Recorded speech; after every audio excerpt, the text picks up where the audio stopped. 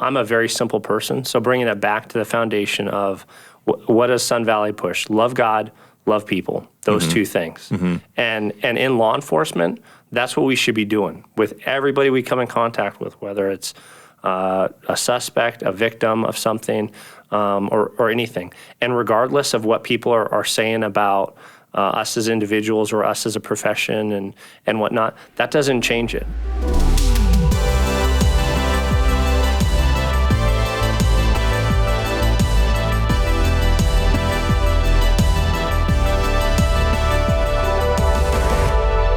Well, hey, everybody. Welcome to the Loving God, Loving People podcast. I'm here right now, and if you're wondering, is there something different about Chad? Chad looks a little different than he normally does. This is not Chad. Better looking. Yeah, taller, definitely. Maybe a little bit. For sure. This is actually, so I'll give you a little backstory as to why this guy is sitting across from me, and then I'll introduce who he actually is. So this last week, Chad had a family member pass away. And so Chad's headed out. In fact, he flew out this morning to go to Texas. He's going to be performing the funeral service. But we had to record this podcast. So when he and I were talking, we're in a series talking about what does it actually mean to be a Christian, series called Church People Are the Worst. And Chad said, hey, let's get a guest into the podcast. Who's somebody you really admire, who's following Jesus and really living this out? And I, without hesitation, I said, my brother. And he said, do it, because he knows my brother as well. And so sitting across from me right now is Christopher Watson, Lieutenant Watson with Scottsdale PD. In the house. In the house. And Chris, thanks for jumping in last minute. This is the way the podcast works. I'm going to ask questions, and you just have to answer them, no matter what I ask. I love it. And that was my favorite part about being on the podcast, as I said, hey, what kind of prep do I have to do? Zero. And you said zero. This is unscripted, raw. So let's start with my childhood. Sorry, we won't just apologize for all of it. So growing up, and first I told Chad, by the way, I said, I think I want to have my brother, and Justin wasn't available, and so then I called Chris, and he said he could do it. We have another brother. I'm the youngest of four. We have a sister. We have a bunch of step siblings. Yeah. But Chris and I have been close growing up our whole lives. Yep. But you weren't following Jesus growing up. No. You were kind of a jerk growing up. Yeah, bit. I was a big jerk. There's no kind of about it. Yeah, to people in our community, in our school, mostly though to your little brother. It was really all to you. Yeah, I think I was nice to most people, but I had a lot of rage. Yeah, that I took out on you. Well, so Chris then goes on to become a Marine. Mm-hmm. So I'm fast forwarding real fast here. Yep. So we're just going to skip over the whole childhood part. Becomes a Marine. You worked also as a Marine police officer. You were an MP, military police officer. You became a Marine security guard. You were in Liberia because you were top of your class. You got to choose where you go. You were in Korea, and then you met a group of guys. Mm-hmm. Tell us a little bit about kind of how you met Jesus through these guys. Yeah, so in Korea, and I had, if you ask me, I'll tell you, I'd given my life to Christ as a kid, but I definitely strayed away from that. Mm-hmm. And in Korea is where I really met my first group of men who were following God. We were accountability partners. We were called BFDM. That's Brothers from Different Mothers. Mm-hmm. And Trademark. Yep. We called that. But that was the group where I first saw guys being transparent with each other and having authentic relationships. And I think that's where my walk with Christ really grew. Yeah, I remember after that moment, I had a phone conversation with Chris, and this was back when you'd have long-distance phone calls, and there was this long pause for like the signal to make it there, so you're always talking over each other. And he basically just said, man, I believe everything that you believe. I'm all in, and would you send me a Christian music mixtape? Mm-hmm. And so I made him a Christian music mixtape of all the DC Talk, all the great hits at the time. Oh, yeah. And but I remember interacting with you after that moment, and it was a different Chris. Yeah. You were a different person. Now, I'm gonna brag on you here just a little bit, and I'm gonna miss a bunch of stuff, but I'm a professional Christian. Like this is like my job, right? So I have to behave to a degree at least. And Chris, you're a lieutenant with the police department. You've had a great career there. After you got out of the Marine Corps, you actually went back to Iraq as a contract security guard. He's just an all around awesome, tough dude. Gives his life to Jesus, and you see the evidence all throughout his life. How many? Let's start with foster care. How many kids have you guys fostered? You and Jihei? I believe we had, that's tough. There's been a lot of kids that have been in and out of the house, but official placements, we had 7. 7. Okay, and you guys have adopted since 4 of these kids. Yep. You have 3 biological kids, 7 kids in your home. You have friends in your small group who have adopted kids that you have fostered. Yeah. Another friend in the church that has adopted a kid that you guys have fostered. You guys have been a huge light in that area of our community where there's a huge need. The Bible teaches us, hey, if you want to do religion, you look after orphans and widows in their distress. Speak up for those who don't have a voice, in essence, and care for them. You guys have done that. Then recently, and my brother served in lots of different ministries, kids, students. He serves with a men's Bible study group. Not that you're like bored with nothing to do. Right. You have all these things you're involved in. And then just recently, somebody on Facebook is like, hey, I got a friend who needs a kidney. If anybody has an extra kidney. And so my brother responds, and he goes and gets tested. Tell us a little bit about kind of this journey. Yeah. And just bottom line, I'm going to get to the spoiler here. My brother gives away a kidney because somebody asked for one on Facebook. On Facebook, yeah. I mean, and they asked for the blood type. I was like, oh, I'm that blood type. I got an extra one. Sure, why not? And so my response to that, I was a little bit upset. Yep. Because this is my brother, which in my mind, if I ever needed a kidney, he'd be the first guy I would go to. So it's like you gave away my kidney. I know. Sorry, man. I'm just showing you how selfish my heart is and how pure his heart is that he would be willing to do something like that. What was your thought process to go, I'm just going to give my kidney to this guy? You know, there wasn't a whole lot of thought to it, believe it or not. But you talked about that transition, and for me, the transition, and I hate this topic because I feel like it's always almost braggish or like, oh, look what I did. No, I brought it up. I know you did. And it's not something that I like to talk about for that reason, but I also Only a few thousand people watch this, so you're fine. Perfect. Yeah. But I also don't want to avoid that topic because I want people to have that mindset of not being self-focused, but focusing on, hey, you guys talk about stewardship on this podcast, and we are stewards of what God has given us, and that having that mindset of how can I use my time, my talents, my body to help others. And for that one, I looked at it and I thought, hey, you know what? I'm in really good shape. If anybody can give this guy a kidney and bounce back from it, it's Chris Watson. And so that was the prideful part of me. Yeah. And then also I was like, oh, I'm also in my prime, which I've told myself I'm in my prime for like the last 3 decades. 3 decades at least. And I know that's not true anymore from waking up with back aches and whatnot. But yeah, when Chris says he wasn't thinking about like, okay, I didn't really put a ton of thought into it. It was in recovery. So I'm there in the hospital. Chris is out of anesthesia, all of that.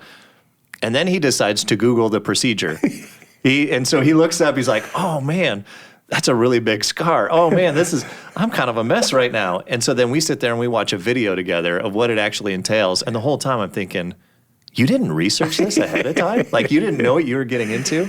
But I appreciate that about you. That some people, I think that the tendency is to go, okay, I believe in Jesus, so I'm going to check off the box that says I'm a Christian. Mm-hmm. In the Bible, it doesn't really talk about what does it mean to be a Christian.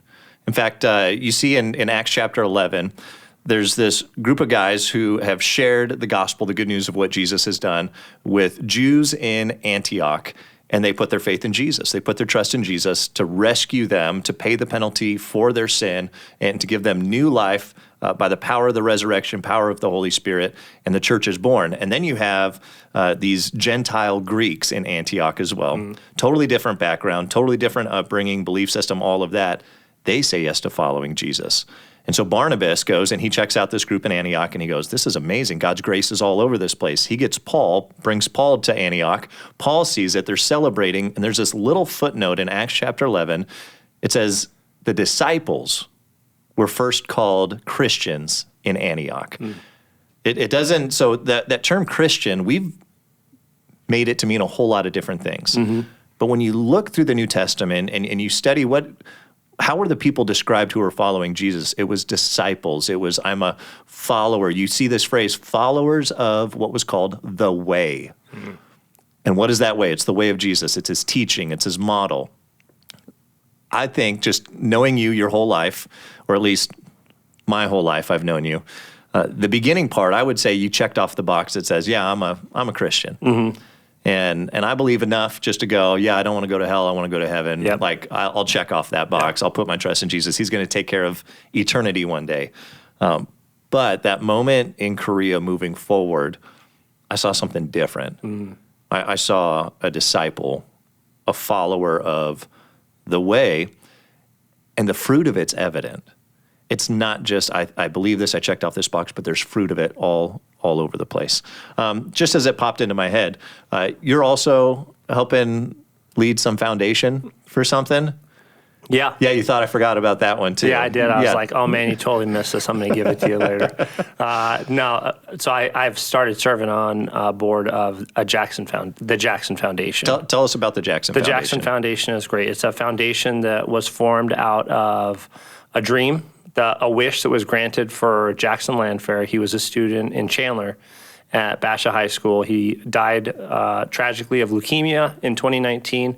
His dream was to become a law enforcement officer, and his dream ended too soon. So when Make-A-Wish approached him back in early 2019, he said rather than doing something extravagant, he wanted to start this scholarship program for kids who wanted to get into law enforcement. So it's been a great fit for me. I've been able to hang out a lot with his parents and get to know them and the family and friends, and just see the impact that he's left from that as well.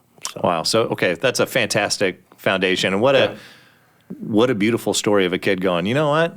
It's not going to be about me. I want to serve others. Yeah. That's really at the core in what you're describing. That's what following the way of Jesus is. Mm-hmm. If you think about the example of Jesus, and in fact, right before Jesus goes to the cross, he gets his disciples together and he says, hey, I'm going to wash your feet. Peter kind of fights him on it. No, dude, trust me. You want me to wash your feet. And Peter finally, he's like, okay, no, do the whole thing. Give me the whole bath. So Jesus washes their feet, including Judas's, who was going to betray him. And then Jesus says, I've set an example for you. Yeah. And you will be blessed if you follow my example. Yeah. And hearing the story of Jackson, I think there's blessing in following that example. Hearing your story and just seeing it firsthand, up close, over time, I see joy, I see blessing marked in your life by following the way of Jesus and following his example. Yeah, and I got to tell you, there's a lot of those things that I would have thought, even looking back at it, hey, these are going to restrict my life and restrict my joy, and the definition that I had, especially Marine Corps, Chris, of what a joy-filled future looks like.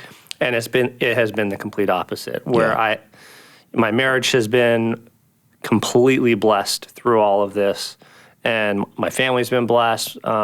We still have hiccups. We're definitely not perfect, and there are issues that come up, but it's God has given us that example, and there's been a ton of blessing through it, which you get to live, because you say that like we're this separate. We live next door to each other. Yeah, so it's like a compound. We do. So you're parenting these kids too. Yeah, so we decided, Lindsay and I, we would support foster care by supporting Chris and Jihei on their journey, and so we built houses next door to each other. We put in. Just kind of open up the wall, have this big open gate between the yards. And it is a very fluid thing. It's kind of like Lord of the Flies. Yeah. Kids sometimes, they're forming their own government. They're kind of raising each other. We're just there kind of managing some of the chaos. But there's 14 of us between these two homes. Yeah. And sometimes 15, because now we got a young adult that crashes on weekends at our place too. So it's chaos, but it's beautiful. And to your point, God's blessed that. Yeah. Now, I want to shift gears a little bit with you. Yep. And I want to talk about law enforcement. So you've been serving in law enforcement for how long? 15 years. 15 years, not including your time with the military. Not including the Marine Corps or Triple Canopy. And so in recent history, there's been kind of this season, and I've seen it on social media, I've seen it in the news, where there's been a sentiment towards, hey, all cops are terrible Right. and awful people. And I know you've had to navigate and lead and care for your team as well through all of that. How do you continue to follow the ways of Jesus when you have outside voices that are speaking so negatively and saying, hey, all cops are this way or whatever? Right. How do you kind of rise above and lead through that as a follower of Jesus? It's difficult to navigate that, especially with people who we're coming off a year where there's a lot of very strong opinions.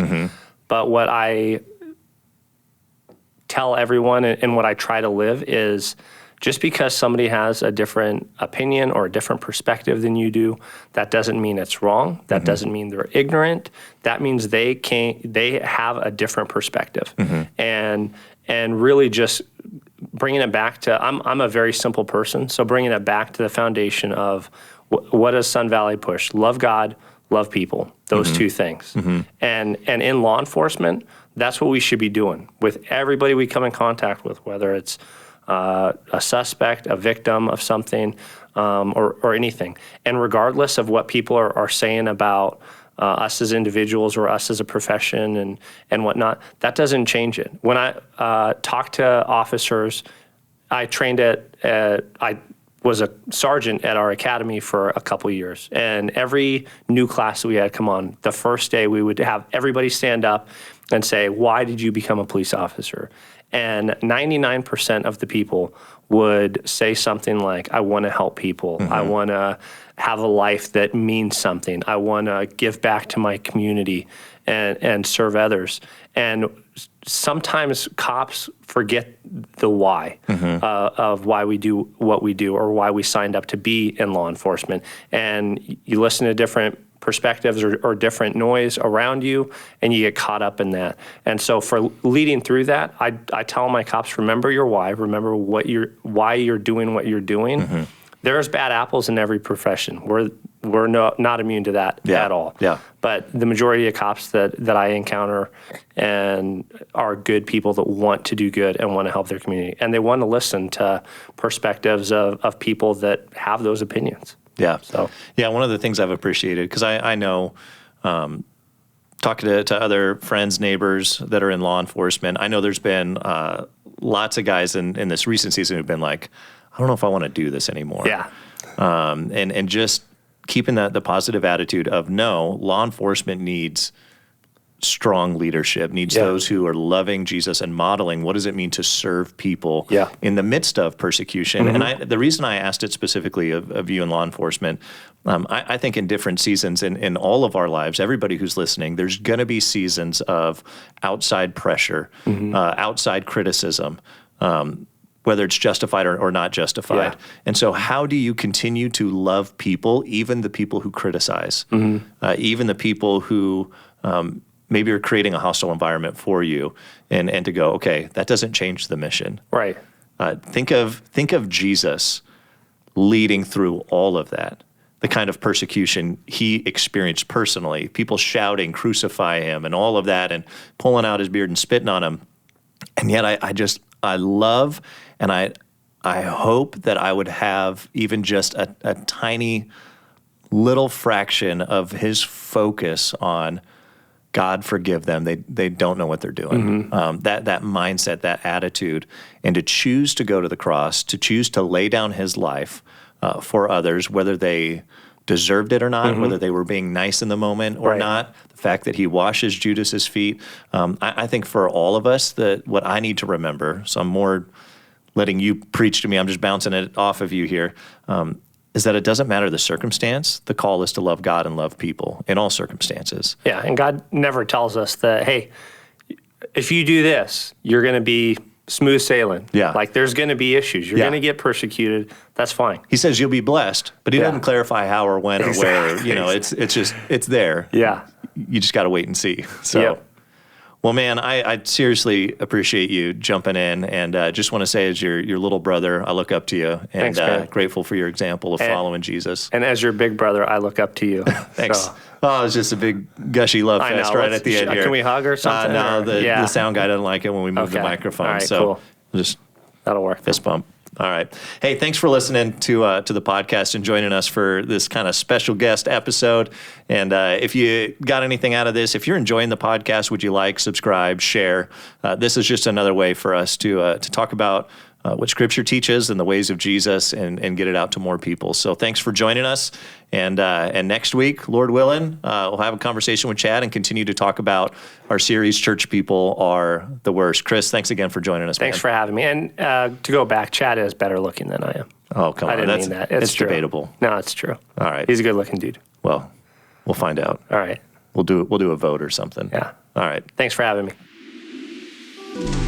Thanks for watching this week's episode of the Loving God, Loving People podcast. Make sure you subscribe to this channel and click the bell so that you'll never miss an episode. And while you're at it, if you found value in this conversation, we'd love it if you would like this video, leave us a comment, and even share it with a friend.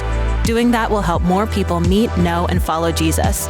And lastly, you are always welcome to join us each week for one of our services right here live on YouTube. Thanks for joining us. We'll see you next time.